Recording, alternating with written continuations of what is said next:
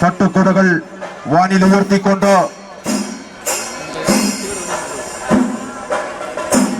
ഗജവീരന്മാർ,